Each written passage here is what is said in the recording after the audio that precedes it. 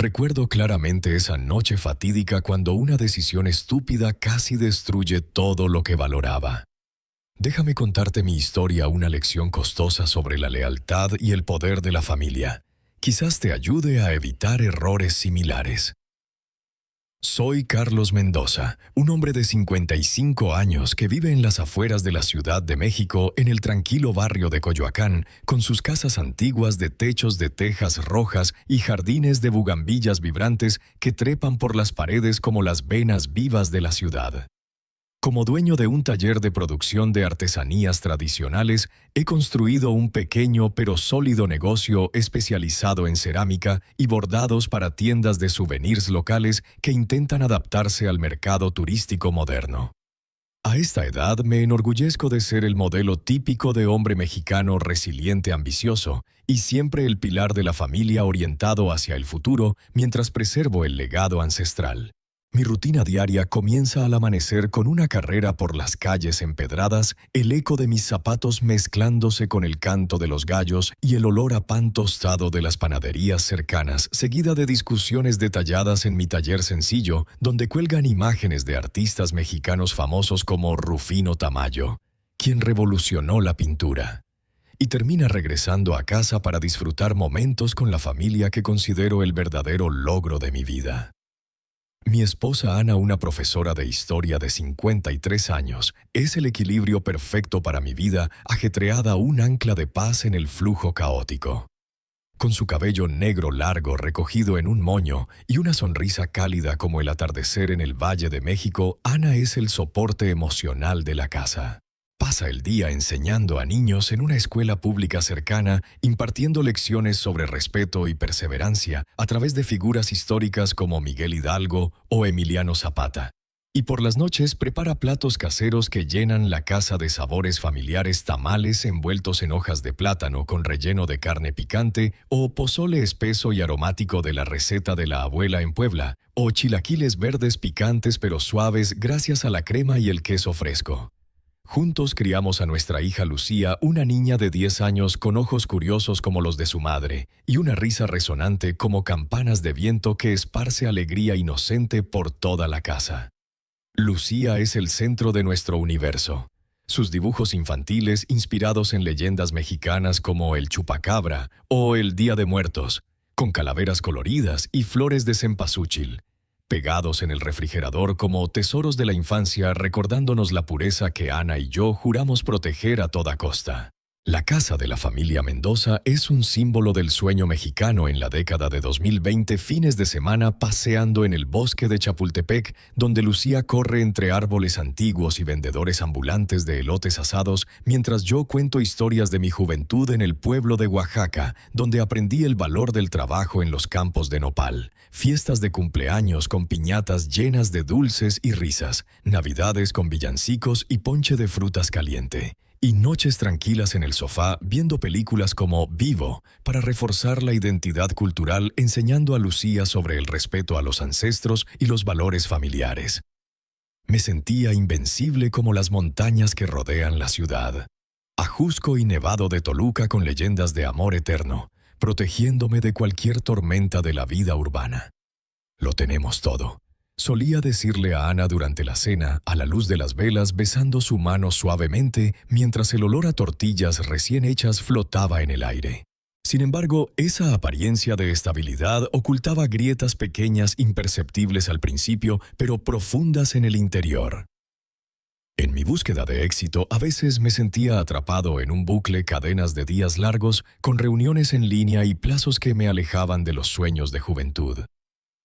Recordaba mi juventud soñando con aventuras en las playas de Puerto Vallarta, sintiendo la arena fina bajo los pies y las olas del Pacífico rodeando los tobillos, o explorando ruinas aztecas en Teotihuacán, tocando piedras antiguas que contaban historias de imperios pasados.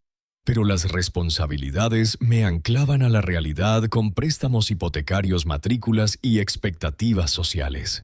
Ana, por el contrario, enfrentaba la presión de enseñar en un sistema educativo sobrecargado, aulas abarrotadas y recursos limitados que la agotaban, anhelando más tiempo para su afición a la pintura que practicaba en secreto en el rincón del ático, creando obras inspiradas en Diego Rivera con colores vibrantes que reflejaban su espíritu resiliente. Lucia, despreocupada, era el símbolo de inocencia que ambos queríamos preservar, pero la niña sentía la tensión vaga, preguntando a veces por qué papá parecía distraído durante las comidas. Una tarde de viernes de agosto de 2025, Ana anunció el plan con una sonrisa cansada pero amorosa. «Llevaré a Lucía a visitar a la abuela en Puebla este fin de semana, amor. Necesitas descansar. Has estado trabajando sin parar con el nuevo contrato del taller en Monterrey, llamadas interminables y correos a medianoche». Asentí abrazándola fuerte, sintiendo el calor de su cuerpo como un recordatorio de la solidez que valoraba. «Vayan con cuidado. Las extrañaré a las dos», respondí besando su frente. En mi mente era una oportunidad para relajarme, quizás ver un partido de la Liga MX en la TV animando a Tigres con una cerveza fría o revisar papeles en la oficina entre libros sobre artesanías y fotos familiares. Pero el destino, cambiante como un torbellino en el desierto de Chihuahua, tenía otros planes, un giro inesperado que desafiaba los cimientos de mi mundo perfecto. Esa noche asistí a un evento de networking empresarial en un hotel lujoso en el centro histórico, con techos altos y candelabros de cristal reflejando la élite de la ciudad. La sala de banquetes iluminada con LED, el ambiente lleno de conversaciones sobre innovación artesanal, fusiones empresariales y el impacto de la tecnología en la economía mexicana, con risas forzadas y apretones de manos estratégicos. Los vasos de mezcal añejo fluían libremente, acompañados de bocadillos como salsa fresca con totopos crujientes y tacos de carnitas con piña asada, sabores que recordaban mis raíces humildes. En medio de la multitud de trajes elegantes y perfumes caros, conocí a Elena Ruiz, una artista plástica freelance de 35 años, con un carisma que atraía miradas como una flor exótica en un jardín urbano. Elena, en un vestido verde ceñido que acentuaba sus curvas y su piel morena reluciente bajo un maquillaje ligero, extendió la mano con confianza, uñas pintadas de verde oscuro, a juego con su atuendo. «Soy Elena Ruiz, especializada en murales para proyectos comunitarios». «¿Y tú?», preguntó con una voz suave pero firme, con acento de Guadalajara que añadía encanto rural. Conversamos animadamente sobre arte tradicional inspirado en José Clemente Orozco, los murales en el Palacio de Bellas Artes que narran la historia mexicana sobre cómo la tecnología cambia el mundo creativo en México, permitiendo a artistas independientes competir con talleres grandes, y los desafíos de la libertad en un mercado feroz donde trabajar hasta la madrugada con software de dibujo. Me sentía lleno de energía, como despertando de un sueño plácido, pero monótono, recordando mis inicios en la artesanía, tallando cerámica en un pequeño apartamento en Oaxaca, soñando con cambiar el mundo. «Es refrescante hablar con alguien que entiende la pasión por el arte», comenté riendo ante sus anécdotas de clientes exigentes que pedían revisiones interminables, recordándome mis batallas con proveedores caprichosos. La atracción fue inmediata, impulsada por el alcohol y una soledad temporal, un vacío que no había notado antes. Al final de la noche, con música de mariachi moderno fusionado con beats electrónicos de fondo, Elena susurró: «Ven a mi estudio en Condesa. Tengo una colección de pinturas que te encantará, capturando el espíritu de México actual». Dudé un segundo, imaginando el rostro de Ana y la risa de Lucía, un remordimiento que brilló como un relámpago, pero la tentación, como la serpiente en el paraíso, me venció, prometiendo un escape de la asfixiante rutina. Fue una noche de pasión intensa, una huida breve de la realidad, cuerpos entrelazados en sábanas suaves y el ruido distante de autos nocturnos. Al amanecer me vestí apresuradamente, atando la corbata con manos temblorosas, el sol filtrándose por las cortinas, iluminando la habitación desordenada. «Esto fue solo una aventura pasajera, Elena. Tengo familia», dije con voz firme, pero interiormente ya sentía el peso del arrepentimiento. Ella asintió, pero sus ojos oscuros brillaron con un anhelo profundo, un vacío que en mi complacencia no reconocí, señal de la tormenta que se avecinaba. Al regresar a casa el sábado por la mañana, intenté borrar los recuerdos de la noche anterior con una determinación casi desesperada, como si pudiera limpiar no solo el cuerpo, sino la conciencia. Me duché largo bajo el agua caliente, dejando que el chorro lavara la piel como un ritual de purificación antiguo, similar al temazcal que mis abuelos en Oaxaca describían como una forma de sanar el alma. Pero la culpa se aferraba como una mancha indeleble, un tatuaje invisible que quemaba bajo la piel. En el vapor empañado limpié el espejo para verme ojos cansados, arrugas prematuras en la frente. Un hombre que se había permitido caer en un momento de debilidad, jurando no repetirlo. Cuando Ana y Lucia regresaron la tarde del domingo trayendo bolsas de dulces de Puebla, como borrachitos y dulce de leche, hechos con amor por la abuela, junto con historias entusiastas del viaje, todo parecía volver a la normalidad, la cáscara familiar cubriendo el caos interior. «Te extrañé mucho, papá», dijo Lucia abrazándome con sus brazos pequeños, su voz infantil como un bálsamo temporal. Sonreí, pero mi corazón se pinchaba como con agujas, el dolor intensificándose con cada mirada inocente de ella. Pensé que era el fin, un error aislado, un tropiezo que no se repetiría, un secreto enterrado profundo en la mente como una ruina olvidada bajo la Ciudad de México.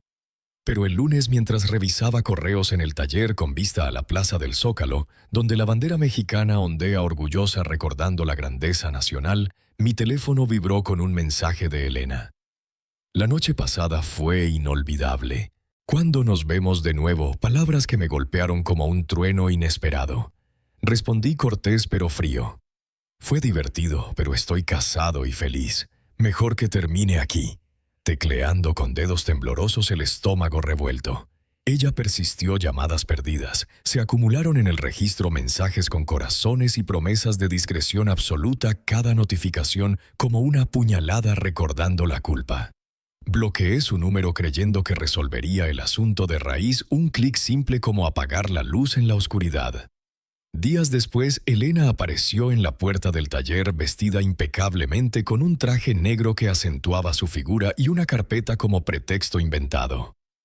«Necesito discutir un proyecto de colaboración», engañó a la secretaria con una sonrisa convincente, tono profesional.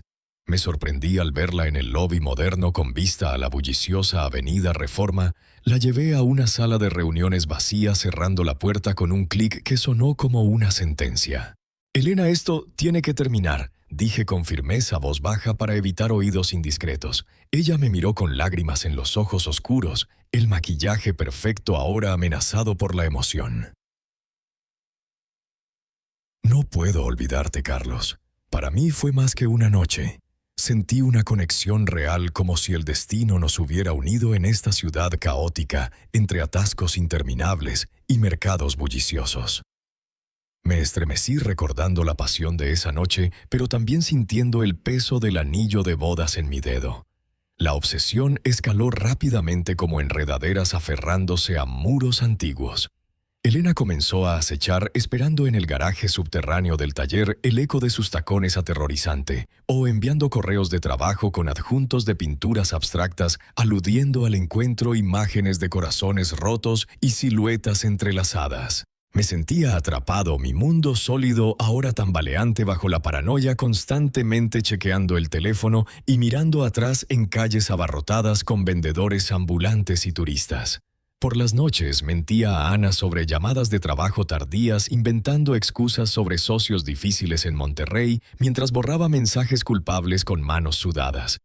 En el tráfico atascado de la Ciudad de México, caos de bocinas, autobuses abarrotados y vendedores de chicles en semáforos. Recuerdos de mi padre surgían, un artesano de Oaxaca que abandonó a la familia por un romance similar, dejando a mi madre sola en una casa de techo de lámina, luchando para criar a los hijos vendiendo en mercados locales. «No seré como él», me decía a mí mismo, pero las similitudes me aterrorizaban, evocando noches escuchando a mi madre llorar y promesas rotas, un ciclo de traición que parecía hereditario. Una tarde de lluvia torrencial con cielos grises descargando agua sobre avenidas inundadas, el teléfono de casa sonó insistentemente interrumpiendo la quietud. Ana contestó. «Hola, ¿buscas a Carlos? Soy su esposa». Voz cálida pero curiosa. Del otro lado, Elena colgó abruptamente dejando un silencio pesado como niebla. Inventé una historia sobre un cliente equivocado, pero Ana frunció el ceño sintiendo lo inusual en mi expresión evasiva. «Últimamente estás distante, amor. ¿Todo bien en el trabajo o me ocultas algo?», preguntó con preocupación mezclada con sospecha sentada a mi lado en el sofá donde solíamos ver telenovelas juntos. Asentí besando su frente para disipar dudas, pero la semilla de la desconfianza se plantó en el suelo fértil de nuestro matrimonio, cimientos una vez sólidos como la basalto en Xochimilco. Luego vino la revelación que lo cambió todo, un shock que sacudió el núcleo. Elena me confrontó en una cafetería artística cerca del taller donde las paredes pintadas con temas revolucionarios. Imágenes de Pancho Villa y Hidalgo simbolizando lucha y traición. El aroma del café de Veracruz mezclándose con humo de cigarro. «Estoy embarazada», dijo con voz temblorosa mostrando una prueba de farmacia local, el plástico blanco contrastando con sus uñas pintadas.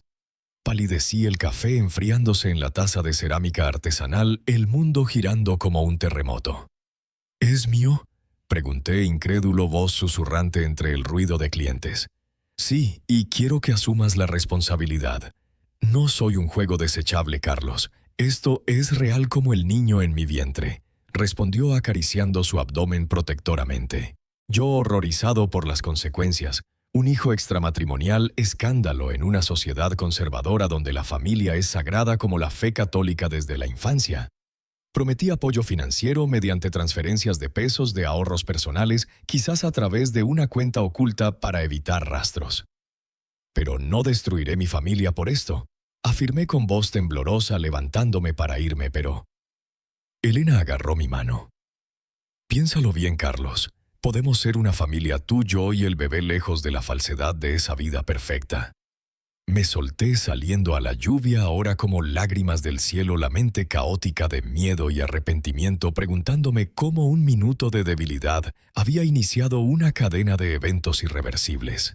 Intenté mantener el secreto con una precaución casi obsesiva, transfiriendo dinero discretamente a Elena a través de una app bancaria segura, justificándolo como gastos de negocio para evitar huellas en las cuentas familiares, pero cada envío era un recordatorio doloroso del error, como una deuda acumulándose en el alma. Pero ella exigía más, no solo dinero, sino atención exclusiva, como si el encuentro fugaz hubiera encendido una llama inextinguible en ella, amenazando con quemar todo. Las llamadas se volvieron nocturnas, interrumpiendo mi sueño con súplicas desesperadas que resonaban en la oscuridad del dormitorio donde el reloj tic-tacaba incesante.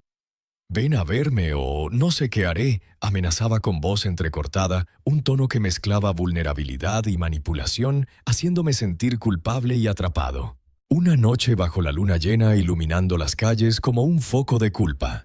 Elena se cortó superficialmente en un acto impulsivo y me llamó histérica voz como un torrente de lágrimas, sacándome de la cama a medianoche. Corrí a su estudio en Condesa, conduciendo por avenidas desiertas donde los neumáticos resonaban en el pavimento húmedo post-lluvia. Y al llegar vendé la herida con un botiquín improvisado del baño, manos temblando al pegar la gasa. «No puedo vivir sin ti, Carlos. Eres todo para mí, el único que me entiende en esta ciudad fría y solitaria». Sollozó aferrándose a mi camisa con dedos ensangrentados, el estudio desordenado con pinturas inacabadas y botellas vacías contando su aislamiento. La calmé con palabras suaves, susurrando promesas vagas de que todo estaría bien.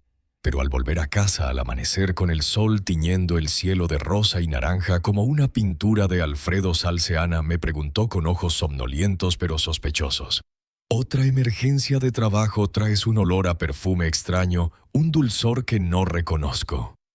Mentí de nuevo, inventando una reunión improvisada con socios en un bar céntrico, pero el remordimiento me quemaba como un fuego lento, extendiéndose del pecho a la mente, impidiendo el sueño. Comencé a sufrir insomnio crónico. Acostado despierto junto a Ana en la cama matrimonial, escuchando su respiración regular mientras mi mente giraba pensando en cómo este secreto corroía el matrimonio como el ácido de limón mexicano, disolviendo el pescado en ceviche. Un plato familiar ahora amargo en el recuerdo evocando cenas que Ana preparaba con mariscos frescos del mercado Jamaica, rituales de amor ahora contaminados. En mi cabeza revivía la noche de traición una y otra vez, la culpa de un hombre arrogante que pensó controlar una aventura temporal, un momento egoísta ahora extendiéndose como raíces de ceiba en suelo fértil de la vida. Ana, intuyendo la tormenta acercándose como la temporada de lluvias, se volvió distante. Las conversaciones se redujeron a lo esencial como el horario de Lucía o la lista de compras del supermercado, evitando temas profundos que antes compartíamos fácilmente. La niña, más sensible de lo que su edad sugería, preguntaba inocentemente en el desayuno: «Papá, ¿por qué estás triste? ¿Es por el trabajo o porque no juegas conmigo como antes?» La abrazaba fuerte, prometiendo un viaje a la playa en Mazatlán para compensar, describiendo entusiastamente las olas del Pacífico y las palmeras meciéndose, pero las promesas eran solo una capa cubriendo el caos interno, un vendaje temporal para una herida abierta. Comencé a evitar reuniones familiares como la celebración temprana que Ana organizó para honrar tradiciones navideñas donde todos cantaban villancicos y rompían piñatas llenas de frutas y dulces, pero yo solo me sentaba en una esquina, la mente vagando a mensajes de Elena, vibrando en mi bolsillo. Cada notificación como un latigazo de ansiedad. El punto de quiebre llegó con un símbolo grotesco de la locura, un acto que convirtió lo cotidiano en horror. Elena irrumpió en casa mientras yo estaba solo en la oficina entre pantallas y papeles de diseños artesanales. En la cocina encontró un trozo de carne de res que Ana había dejado descongelando para la cena, un ingrediente simple para una carne asada acogedora con verduras del mercado. Lo cocinó a fuego lento en una olla hirviendo, añadiendo especias picantes, jalapeños y cilantro, hasta que el olor se esparció por la casa como un perfume tóxico, un mensaje destructivo evocando tradiciones culinarias mexicanas, torcidas en odio, recordando fiestas comunitarias donde la carne era el centro de comidas de unión. Cuando llegué atraído por el olor extraño, vi la escena: la carne deshecha en caldo turbio burbujeando como una caldera de bruja y una nota garabateada: «Si no eres mío, destruiré lo tuyo», como este símbolo de tu hogar cocinado hasta la muerte.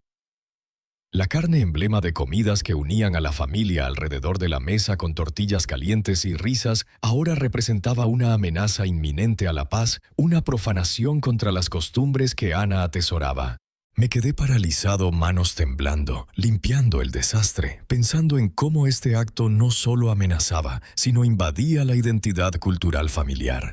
Las comidas que Ana siempre cocinaba con amor, siguiendo recetas ancestrales de Puebla, ahora blasfemadas en un arrebato de locura. Ana, regresando con Lucía de la clase de baile donde la niña practicaba pasos folclóricos mexicanos, olió el desastre desde la puerta. ¿Qué pasó aquí? Parece que intentaste cocinar y fallaste estrepitosamente la cocina como después de una fiesta caótica, exclamó sorprendida. Yo, temblando visiblemente, confesé parcialmente. Una mujer loca del trabajo irrumpió. Tengo que resolverlo antes de que empeore. Pero la tensión escaló como una bola de nieve rodando por la ladera del Ajusco. Elena intensificó sus acciones, llamadas anónimas a Ana, insinuando la traición con detalles vagos como: «Él esconde secretos que deberías saber», relacionados con una noche en Condesa bajo luces de neón y juramentos rotos. Ana comenzó a revisar mi teléfono en momentos de descuido, llevando a peleas menores donde preguntaba con voz temblorosa: «¿Qué ocultas? ¿Por qué estás siempre tenso, como cargando el peso del mundo?».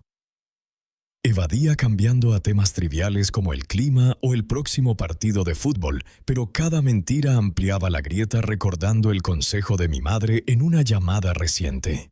«La familia es un tesoro, hijo, no dejes que un momento la destruya como hizo tu padre». Luego vino el horror máximo. Elena secuestró brevemente a Lucía en la puerta de la escuela, llevándola a un parque cercano donde niños jugaban bajo árboles antiguos como en Chapultepec, y la soltó con una nota en la mochila. «La niña podría ser mía también si Carlos lo permite, el hijo que compartimos en secreto». Lucía regresó temblando, contando con voz infantil. «La señora extraña dijo que conocía a papá y me llevó a jugar, pero tenía ojos tristes y me asusté. Ana, histérica al descubrirlo revisando la mochila de Lucia, me confrontó en la sala con la niña escondida en su habitación escuchando.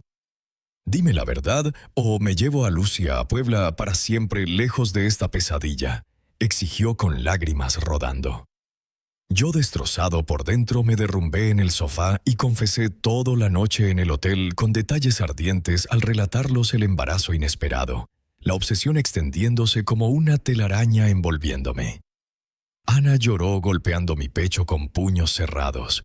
«¿Cómo nos traicionaste? Por un romance barato que destruye todo lo que construimos». La familia se fracturó en ese momento, grietas visibles como un terremoto en la capital, temblores emocionales sacudiendo los cimientos del hogar. Me arrodillé suplicando perdón con voz entrecortada. «Por favor, Ana, fue un error, un minuto de estupidez. Te amo a Lucia, haré lo que sea para arreglarlo». Pero Ana me empujó. «Convertiste nuestro hogar en un infierno. Necesito tiempo para pensar, decidir si perdonar esta traición». Los días siguientes el ambiente en casa era asfixiante, silencios pesados en las comidas, y Lucia preguntando constantemente, «Mamá y papá están enojados, es por mí». Tuve que explicar vagamente, asegurando que no era su culpa, mientras Elena continuaba enviando mensajes amenazantes como «Le contaré todo a tu esposa si no vienes, y veré cómo tu mundo perfecto se derrumba como un castillo de arena». Me hundí en una desesperación que envolvía como la niebla densa de las mañanas frías en el Valle de México, encarnando la figura del hombre caído, desde la pasión inicial, una llama efímera que me cegó esa noche fatídica, hasta el remordimiento que quemaba en las noches, luego el miedo paralizante que me inmovilizaba en la cama, y finalmente la desesperanza total, un vacío que me hacía cuestionar el sentido de la existencia construida con esfuerzo. En la soledad, como sentado en la oficina entre pantallas apagadas y fotos familiares ahora acusadoras, los recuerdos me llevaban a la infancia en Oaxaca, donde vi a mi padre abandonar el hogar por una mujer en el mercado local de Monterrey. Escenas de maletas apresuradas y sollozos ahogados, dejando a mi madre empobrecida en espíritu y finanzas trabajando como costurera en un taller oscuro para mantener a la familia. «No seré como él», repetía como un mantra, pero el ciclo parecía inevitable, un patrón hereditario que me aterrorizaba, evocando una Navidad específica sin festejos donde mi madre lloraba en silencio mientras hacía tamales solo para mí y mis hermanos, un contraste doloroso con las fiestas alegres de amigos. Comencé terapia individual en secreto, visitando una clínica discreta en el centro de la ciudad disfrazada como reuniones de negocios, para que Ana no supiera dónde un terapeuta mayor con acento de Puebla y gafas gruesas preguntaba empático, «¿Cómo te sientes al ver que este secreto te destruye desde adentro, Carlos? ¿Qué emociones surgen al pensar en tu familia?». Confesé con voz quebrada, como un monstruo doctor. Pensé que lo controlaba solo un tropiezo inofensivo, pero ahora todo se derrumba a mi alrededor como un edificio en un terremoto, y no sé cómo detenerlo. Estas sesiones ayudaron a Kun a reconocer el orgullo pelando capas de autoengaño, donde admití que el éxito profesional me hizo creer invencible, pero también aumentaron la carga emocional al ocultar incluso esto de Ana, añadiendo otra capa de mentiras al peso, y salía exhausto vagando por calles empedradas de Coyoacán reflexionando sobre una vida convertida en laberinto de engaños. Elena, encarnación de la mujer abandonada. Con intensidad trágica evolucionó de una seducción atractiva, la versión inicial que me atrapó con sonrisas fáciles y ojos profundos, a una obsesión descontrolada, una transformación que me horrorizaba en cada encuentro. Su trastorno de personalidad limítrofe se revelaba en actos impulsivos, cambios de humor abruptos en llamadas, una necesidad patológica de control y validación, impulsando demandas constantes de probar amor. Llamaba a horas irregulares al amanecer cuando el silencio de la casa amplificaba el timbre, o durante el día en el taller interrumpiendo reuniones con mensajes urgentes. «Si no vienes, me acabo de verdad esta vez, Carlos. No soporto esta soledad asfixiante». Iba atrapado en la red emocional tejida de culpa y piedad, pero cada visita profundizaba el abismo, dejándome agotado y con un sabor amargo en la boca. Elena comenzó a compartir su pasado en estos encuentros, sentada en un sofá desordenado, con vista a la vibrante avenida Reforma. Crecí en Guadalajara, en un pueblo donde el río era mi único amigo. Mi padre dejó a mi madre por otra cuando tenía 10 años, llevándose todo, dejándonos en una casa de techo de paja agujereada en la lluvia. Y ahora tú haces lo mismo repitiendo la historia grabada en mí. Esto me hacía sentir más culpable, reconociendo que no era solo loca, sino una víctima de dolor acumulado, cicatrices emocionales manifestadas en obsesión. Pero no podía ayudarla sin destruir mi familia, un dilema que me torturaba en las noches, preguntándome si el romance había desatado una cadena de sufrimiento inevitable. Ana, la esposa leal pero fuerte, pasó de víctima pasiva. La fase inicial de shock que la silenciaba procesando la traición, a guerrera decisiva, un cambio evidente en su postura erguida y mirada firme. Por Lucia intentaré perdonar, pero debes cambiar de raíz, Carlos. No más mentiras, no más excusas. Declaró en una sesión de terapia familiar que iniciamos en una clínica suburbana, un espacio neutral con paredes azules suaves y plantas evocando paz. Las noches estaban llenas de silencios tensos, interrumpidos por lluvias torrenciales, golpeando ventanas como dedos acusadores. Un motivo de agua simbolizando purificación y caos como un bautismo forzado en la adversidad, recordándome leyendas de ríos sagrados aztecas que limpian y destruyen. Ana comenzó a compartir con su hermana en Puebla a través de videollamadas nocturnas donde la conexión a veces fallaba por señal débil. Hermana, me traicionó con una mujer que ahora nos acosa, pero no quiero que Lucía crezca sin padre, dividida entre hogares como nosotras después de lo de papá. ¿Qué hago para sanar? La hermana, una mujer práctica con voz firme forjada en tradiciones de Puebla, aconsejaba: sé fuerte como las mujeres mexicanas siempre lo han sido desde las Adelitas de la Revolución hasta nosotras. Perdonar no es debilidad, es fuerza, pero exige que él demuestre cambio real, no solo palabras. Esto ayudó a Ana a reconstruir gradualmente, añadiendo caminatas matutinas en el parque cercano para reflexionar sobre la vida, pero también llevando a discusiones intensas conmigo, donde decía con voz temblorosa pero resuelta: ¿piensas que olvido fácilmente? Cada día que te miro veo la traición en tus ojos, en los silencios. ¿Cómo reconstruir si no confío? La casa suburbana, una vez paraíso de risas y tradiciones, con olores a café de olla y música de mariachi. En la radio ahora era un campo de batalla, puertas cerradas para conversaciones privadas.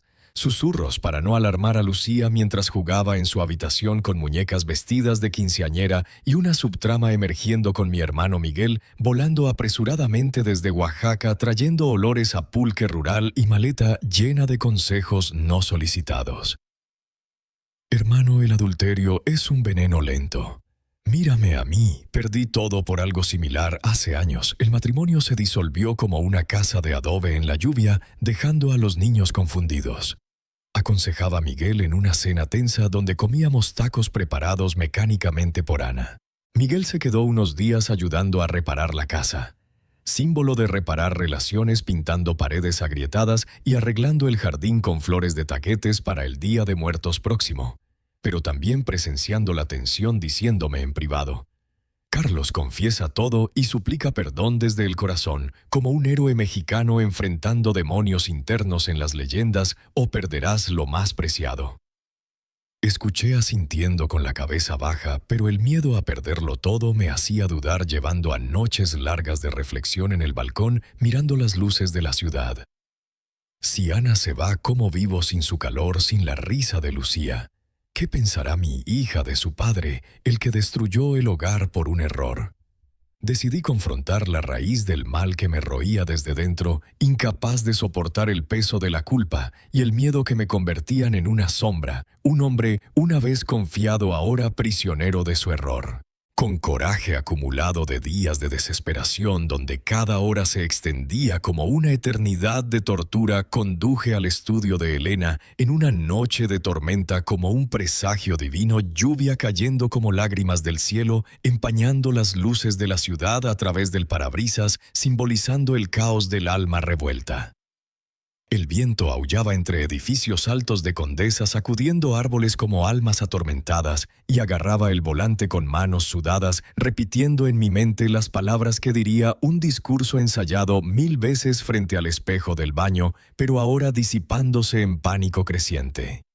Aparqué abruptamente en la calle desierta, apagando el motor con un suspiro, y subí las escaleras del edificio moderno con pasos pesados, cada peldaño resonando determinación frágil, recordando leyendas mexicanas de héroes luchando contra demonios en la oscuridad, como las historias de El Cucuy que mi madre contaba, advirtiendo consecuencias del pecado. Golpeé la puerta fuerte, el corazón latiendo caótico como tambores de guerra, el pulso ahogando el estruendo de la tormenta. «Abre, Elena, necesitamos hablar», grité, voz ronca por la tensión acumulada. Cuando abrió, rostro pálido bajo la luz tenue del pasillo, ojeras contando noches de insomnio y vestido suelto colgando de su figura delgada, irrumpí sin esperar invitación. «Deja en paz a mi familia. Esto termina, la locura que desataste debe parar antes de destruirlo todo», dije con voz firme pero temblorosa, cerrando la puerta de golpe, haciendo vibrar las paredes. Elena, furiosa y histérica, ojos enrojecidos brillando con mezcla de ira y desesperación, sacó un cuchillo de cocina del mostrador cercano, la hoja afilada reluciendo bajo un rayo, iluminando la habitación a través de la ventana, un destello como juicio celestial. «Si no eres mío, no será de nadie. Me usaste y me descartas como basura, pero no soy como las demás», gritó con voz aguda, lanzándose hacia mí con fuerza inesperada. Adrenalina de obsesión impulsándola. La lucha fue feroz en el estudio estrecho. El espacio, una vez acogedor con pósters de arte de Puebla, ahora un campo de batalla caótico. Elena blandiendo el cuchillo, salvajemente rasgando mi manga y cortando la piel. Sangre cálida goteando, tiñendo la camisa, el dolor punzante sacándome de la estupefacción. Me esquivaba empujándola contra la pared, donde una pintura de José Guadalupe Posada cayó rompiéndose, vidrio quebrado, como símbolo de ilusiones y vidas rotas. «Para Elena, te estás destruyendo. Esto no es amor, es locura», supliqué entre jadeos, intentando razonar mientras luchábamos, pero no escuchaba, ojos rojos de rabia y dolor acumulado mordiendo mi hombro ferozmente, la mordida haciéndome gritar de dolor mientras el sabor metálico de la sangre llenaba mi boca. Pero no soltaba, empujándola al baño tambaleante sobre alfombras enredadas y libros de arte esparcidos. «¿Por qué, Carlos? ¿Por qué me abandonas como todos los demás?», lloraba con voz quebrada, mezclándose con truenos afuera, el eco de la tormenta interna devorándonos a ambos. Yo, lágrimas rodando por culpa y miedos, saladas mezcladas con sudor, la sumergí en la tina de agua fría que había preparado para bañarse, agua salpicando como lluvia exterior, empapando el piso y la ropa. «¿Por qué, Carlos?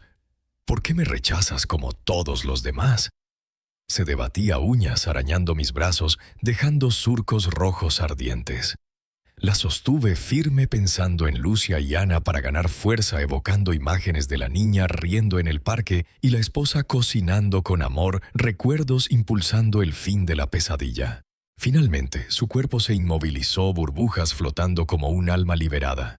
Y solté jadeando, temblando de shock y agotamiento, arrodillándome junto a la tina desbordante como un río de lágrimas. Me derrumbé al piso, sollozando incontrolablemente. «Dios mío, ¿qué hice? ¿En qué me convertí?». Lamentos mezclándose con la lluvia rugiente, cuestionando mi humanidad en un momento de oscuridad absoluta. Antes de llamar a la policía, chequé el pulso con dedos temblorosos, sintiendo el silencio en su cuello, creyendo que la pesadilla había terminado. Pero el remordimiento roía como ácido. Esto es mi culpa, desde la decisión impulsiva en el hotel, un minuto de debilidad que costó una vida. Regresando a casa, conduciendo bajo la tormenta, ahora calmándose parabrisas, empañado por respiraciones jadeantes, abracé a Ana y Lucia, yo llorando al llegar, cuerpo lleno de heridas sangrantes dolorosas como recordatorios físicos de culpa. «Se acabó, estamos a salvo, la pesadilla terminó», susurré con voz ronca, derrumbándome en el sofá exhausto, pero Ana me miró con ojos mezclados de miedo y compasión. «¿Mataste a alguien?». «¿Qué pasó exactamente, Carlos? Cuéntame la verdad». Relaté cada detalle doloroso reviviendo la lucha a través de palabras entre sollozos y esperamos el interrogatorio policial sentados en la sala con Lucía. Acurrucada entre nosotros la niña preguntando inocentemente, «¿La señora mala se fue para siempre?» Pero la noche siguiente, bajo un cielo claro contrastando la tormenta anterior, Elena regresó como un fantasma vengador de folclore mexicano. Había fingido la muerte astutamente escapando por la ventana trasera, mientras yo llamaba a las autoridades cuerpo mojado pero vivo con un rencor nuevo, odio impulsando la venganza. Irrumpió en la casa Mendoza por la puerta trasera que olvidé cerrar cuchillo aún en mano. El mismo de antes ahora teñido de sangre falsa. Rostro distorsionado bajo la luna filtrándose por cortinas una aparición pálida con ojos ardientes. «Me quitaste todo, pero no me iré sin llevarme lo mío», gritó lanzándose a la cocina donde Ana preparaba leche caliente para Lucía en la estufa olor a canela y vainilla, ahora contaminado por horror. Ana gritó aterrorizada dejando caer la taza rompiéndose en el piso como un mal augurio y Lucia corrió desde su habitación atraída por el ruido presenciando el caos con ojos abiertos, trauma marcando su inocencia. La familia luchó unida en un frenesí de supervivencia. Me lancé sobre Elena torciendo su muñeca parcialmente desarmándola, pero ella apuñaló profundo mi brazo. Sangre caliente salpicando el piso de azulejos, dolor irradiando todo el cuerpo, haciéndome arrodillarme gimiendo. «¡Corre, Ana! ¡Lleva a Lucía lejos de aquí!», grité con voz entrecortada, pero Ana no huyó.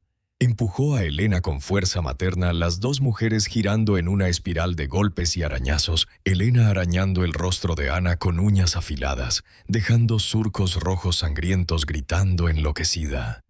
«Es mío, tú eres solo un obstáculo, una esposa falsa no digna». Lucia lloraba en la esquina de la cocina acurrucada detrás de la mesa. Mamá, papá, paren voz infantil cortando el aire como un cuchillo. Me levanté ignorando el dolor punzante en el brazo, usando toda mi fuerza para empujar a Elena contra la pared donde un calendario de fiestas mexicanas cayó. Pero ella se levantó con fuerza demoníaca blandiendo el cuchillo hacia Lucía con una sonrisa torcida. «Si no lo tengo, nadie lo tendrá, empezando por tu preciada hija». En un acto de valentía instintiva, como una leona protegiendo a su cría, Ana tomó la pistola que guardaba en el cajón alto de la cocina. Un legado inquieto de la vida urbana mexicana comprada tras un robo en el barrio años atrás, con manos temblorosas pero resueltas el metal frío en la palma sudada. «Para o disparo». «No te acerques a mi hija», advirtió con voz quebrada pero firme apuntando temblorosamente. Elena rió enloquecida, el sonido escalofriante resonando en la cocina. «Dispara y él te odiará para siempre sabiendo que mataste a la madre de su hijo no nacido». Ana, lágrimas empañando la vista, pero amor familiar aclarando, disparó 2 veces estruendos, retumbando como truenos en la casa. Elena cayendo inmóvil al piso, sangre extendiéndose como un sacrificio trágico en un altar profanado, un charco rojo expandiéndose como el río Grijalba en inundación. La abracé inmediatamente, ambos llorando abrazados fuerte, Lucía corriendo a acurrucarse entre nosotros. La policía llegó rápido, alertada por vecinos por los disparos, registrando la escena como defensa propia legítima, pero el ambiente en casa ahora estaba cargado de fantasmas, silencios pesados, persistiendo, susurrando entre lágrimas. Lo terminamos, pero el precio fue demasiado alto. ¿Cómo vivir con esto en el alma? La policía investigó minuciosamente la escena en la casa Mendoza. Un proceso que duró semanas convirtiendo el hogar en un sitio temporal con oficiales fotografiando manchas de sangre en el piso de la cocina. El charco limpiado apresuradamente pero dejando huellas espectrales en los azulejos. Recolectando declaraciones detalladas de mi Ana e incluso Lucia la niña relatando con voz temblorosa su terror esa noche y analizando mensajes amenazantes en mi teléfono como evidencia innegable de acoso. El veredicto llegó en una audiencia formal en la comisaría local, donde un oficial uniformado con acento capitalino concluyó defensa propia legal respaldado por pruebas de acoso y amenazas, incluyendo grabaciones de llamadas, correos obsesivos y testimonios de vecinos que oyeron gritos, cerrando el capítulo legal, liberando a la familia de cargos, pero no de la sombra emocional como un velo sobre los días. La familia sobrevivió físicamente, pero marcada por cicatrices indelebles manifestadas sutilmente, yo con la herida en el brazo doliendo en días lluviosos recordando la lucha. Ana con arañazos en el rostro sanados, pero dejando líneas finas como recordatorios de coraje. Y Lucía con pesadillas recurrentes donde la señora mala la persigue en parques oscuros, trauma requiriendo cuentos reconfortantes antes de dormir. Ana y yo reconstruimos el vínculo a través de terapia intensiva en una clínica de trauma familiar, sesiones semanales donde un experto en infidelidad y violencia guiaba conversaciones pelando capas de resentimiento y culpa. Yo admitiendo orgullo inicial y Ana expresando dolor de traición, llorando juntos en un espacio seguro decorado con plantas y arte motivacional inspirado en la resiliencia mexicana. Complementamos con un viaje a la playa en Quintana Roo donde el sol del Golfo besaba la piel y olas del Caribe lavaban ansiedades, un renacimiento simbólico en aguas turquesas evocando bautismos ancestrales, paseando por arenas blancas donde Lucía construía castillos efímeros, riendo por primera vez en meses, mientras Ana y yo de la mano discutíamos planes futuros como una renovación de votos íntima bajo palmeras. También incorporamos festividades como el Día de Muertos erigiendo un altar en la sala con foto de Elena. No con odio, sino con pasión por su dolor no tratado. Junto a flores de cempasúchil amarillas, pan de muerto horneado por Ana, siguiendo recetas familiares y velas encendidas por la noche, honrando a los fallecidos y reflexionando sobre la fragilidad de la vida, en una tradición que conecta pasado y presente, permitiendo a la familia liberar almas inquietas y encontrar paz en el ciclo de muerte y renacimiento. Lucía creció con madurez prematura evidente en cómo consolaba a los padres en momentos de silencio, dibujando ahora escenas familiares unidas en colores vibrantes inspirados en mercados de Tlaxcala, pero rodeados de un amor nuevo manifestado en rutinas nuevas, noches de cuentos donde inventaba héroes superando errores y tardes en la cocina con Ana preparando pozole reforzando lazos. Aprendí una lección dura a través de profunda reflexión. Como paseos solitarios en el bosque de Chapultepec, donde el viento susurraba advertencias. Un minuto de debilidad puede destruir vidas ecos de mi padre ahora entendidos como lecciones ignoradas, impulsándome a convertirme en defensor de la salud mental comunitaria, donando a organizaciones, ayudando a mujeres como Elena. Elena representaba la soledad profunda y trastornos psicológicos no atendidos en la sociedad mexicana que a menudo ignora la salud emocional priorizando trabajo y apariencias sobre bienestar interno, reflejando la tragedia de miles sufriendo en silencio en ciudades abarrotadas como la capital donde el estigma impide buscar ayuda. Ana encarnaba el perdón y la fuerza indomable que une familias, resiliencia forjada en tradiciones de mujeres mexicanas, soportando revoluciones y terremotos, convirtiéndose en el pilar manteniendo la reconstrucción, organizando reuniones familiares con parientes de Puebla, fortaleciendo redes de apoyo. La casa gradualmente se recuperó, grietas reparadas pero visibles.